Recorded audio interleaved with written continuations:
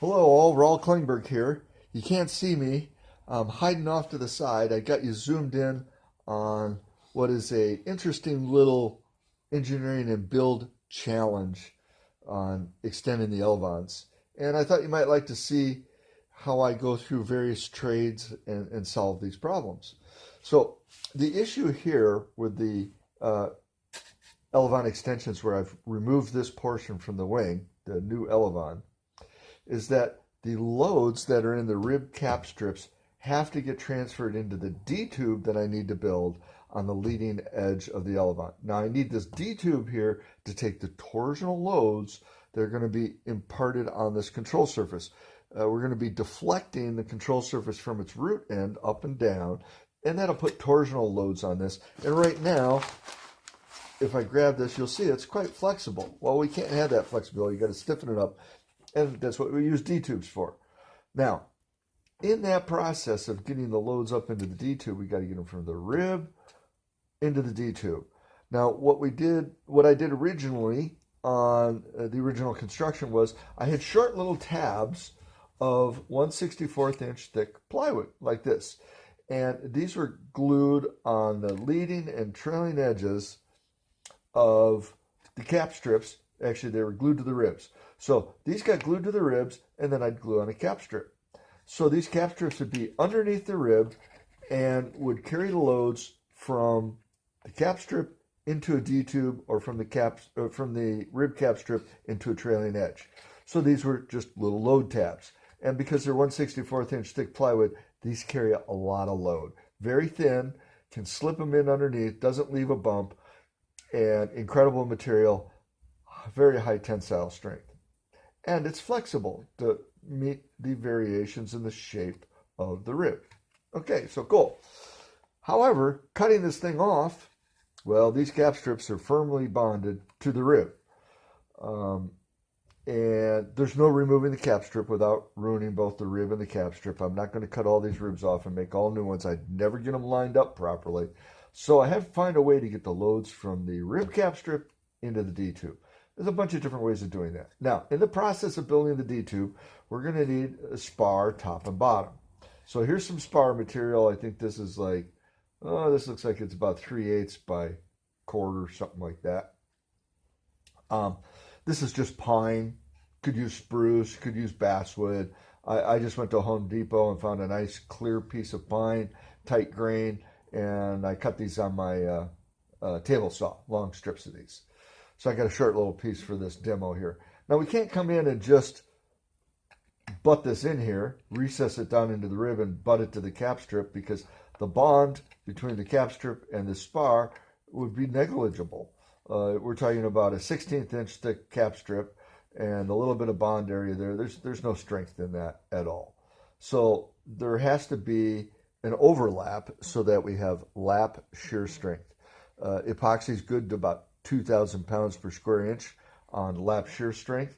So if we overlap parts, then they're strong. Okay, so I need spars, I need a D-tube, and I need to get the loads from the cap strips into the spars.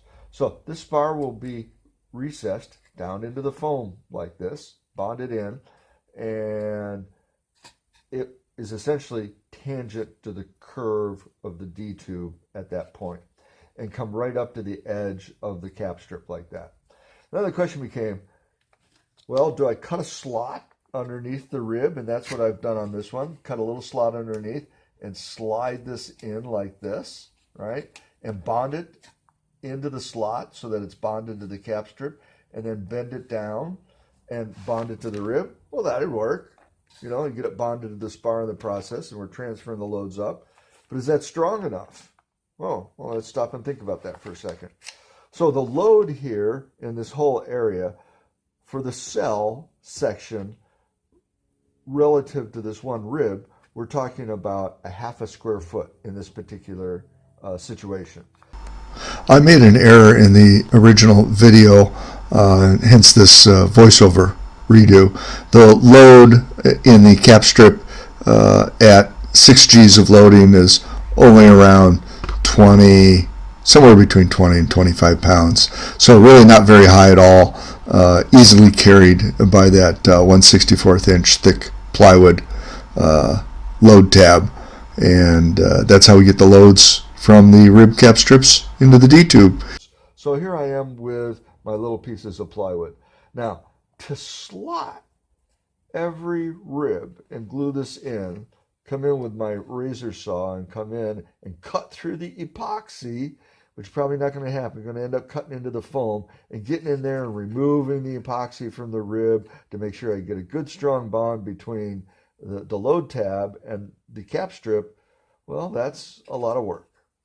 And I did cut one slot here, and it's quite a bit of work. So how do we get around this? Well, we've fudged a little. We just have to accept some differences from what we expect.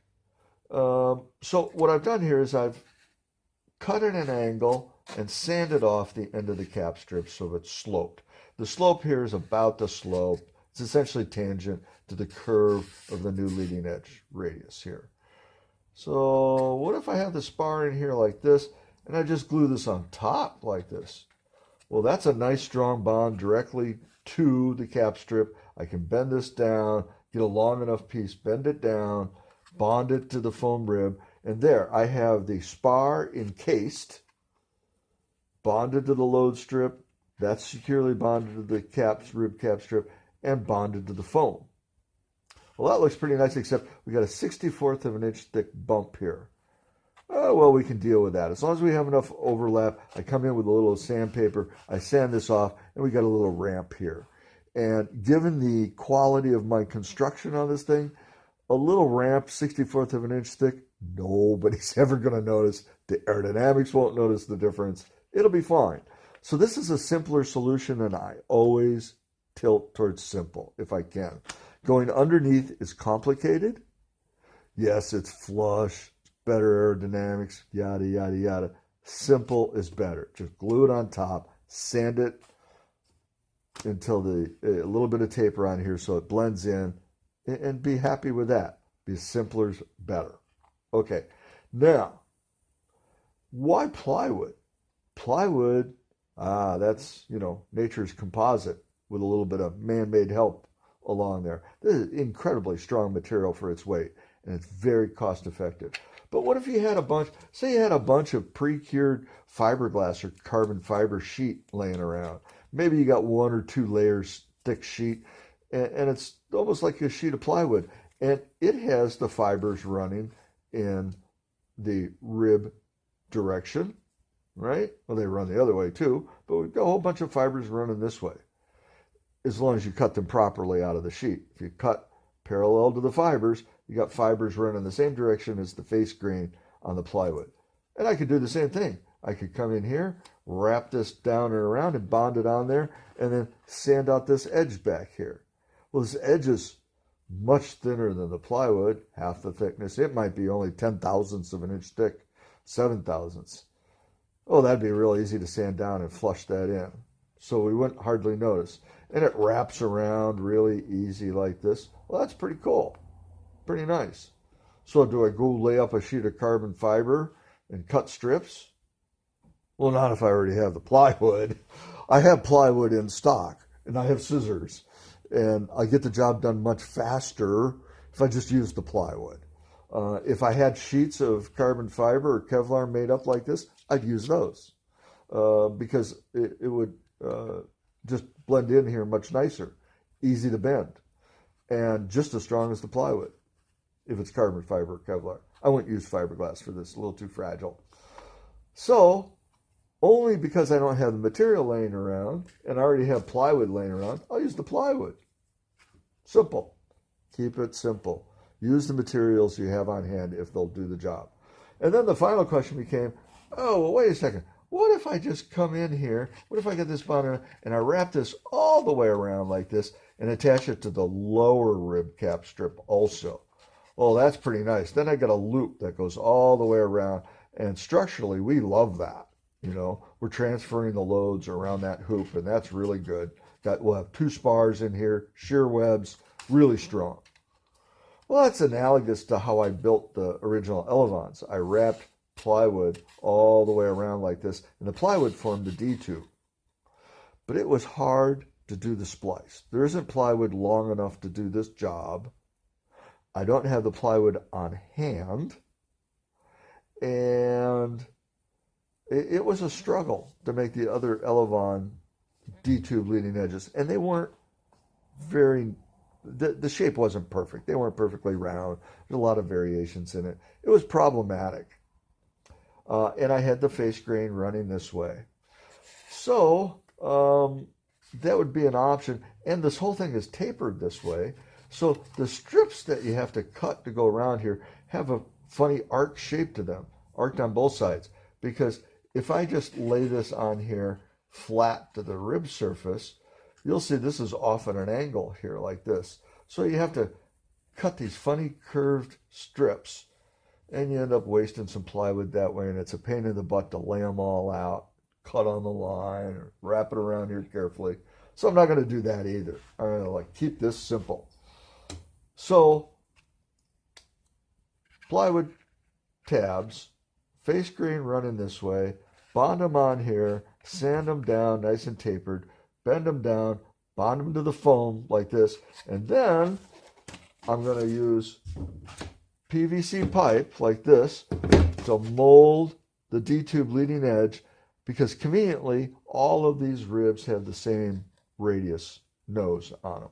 And this will come in over the top like this, and it'll bond to that spar just like that. So you can see right through the fiberglass. We have the load strip that goes from the cap strip into the D-tube and attached to the spar. So we're getting the loads completely distributed from the rib cap strip into the D-tube, which is providing all the strength. Now, the back edge of the D-tube, because it's so flexible and composite, and this will actually be carbon fiber and or Kevlar, it needs support underneath. You can't have it flexible like this or it'll buckle. And that's what the job of the spar. The spar comes in here, and I'll just use some little clamps on here when I bond it all up. And we'll put this baby on here like this, bond it on, and this matches easily to the taper of the ribs. You can see how that's laying in. And once I put shear webs in here, it should be very, very strong, very stiff.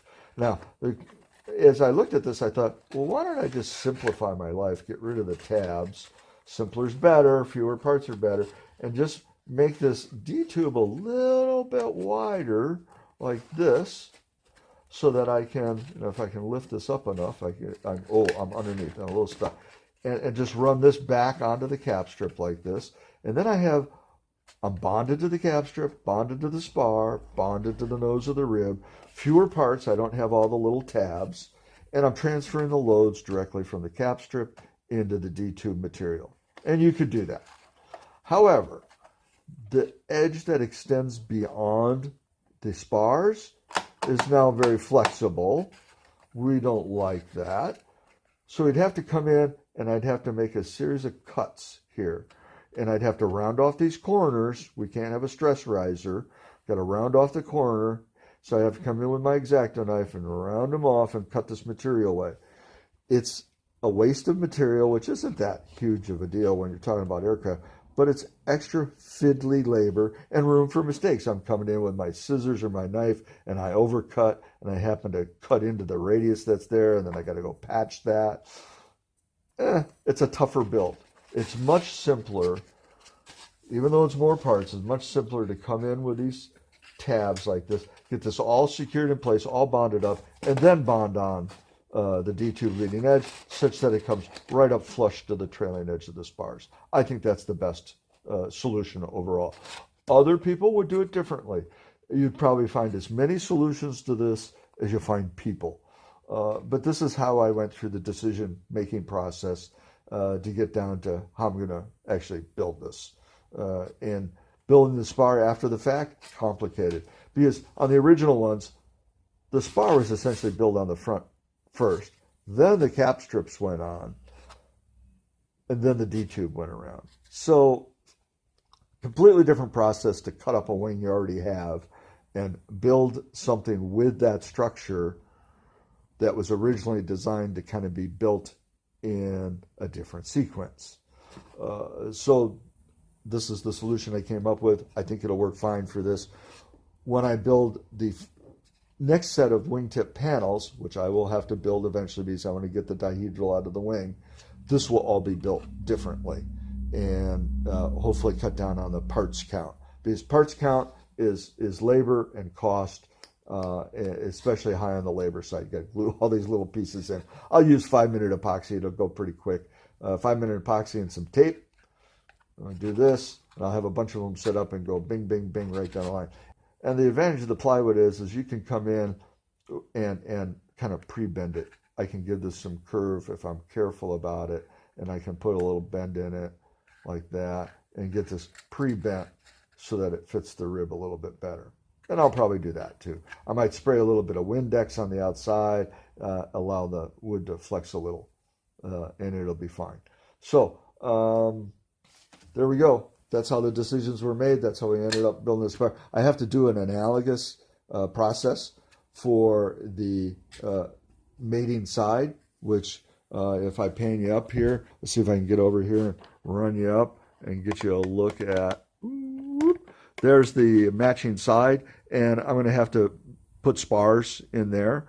They don't have to be nearly as strong, but I do have to get the loads out of the cap strips and into the spar, and it's going to be a similar process where I embed some pine or spruce spars in there and put in shear webs, but I'm probably going to, rather than creating a curved front, a matching curve on the front end, I'll probably do what I did on the original Elevons, and that is just square in there, rectangular, much easier to build. Shear web is one surface, spar caps, and the spar caps have to end up flush with the cap strips on the ribs, and then I'll come in and fiberglass the inside of it, and that worked really well on the original Elevons, the first Elevons. So fiddly process to take a wing that's already built and rebuild it with new control surfaces. But you sit around, you think about it for 2-3 days, and you go, okay, I think I got it pinned down so that it's both doable and strong enough. The spar on the forward edge, the spar that's going to go in here doesn't have to be nearly as strong because it's very, very close to the main spar of the wing. And that wing is already stiff in torsion, so I don't have to build a nice D-tube type structure there. The main spar will take care of those loads. I just have to get the loads out of the cap strips and into the spar caps for the new spar that's going to go at the trailing edge there. So there we go. That's the whole story, and I hope you like this segment of the build, and stick with me. We're going to have this done in about 2.5 weeks, and cross our fingers, hope the weather's good, we get it out to El Mirage, and maybe the next trip we're going to do some real flying and see how this thing really performs. So until then, as I always say, let me get on the other side here. Maybe I can get in the picture. Fly safe. Bye for now.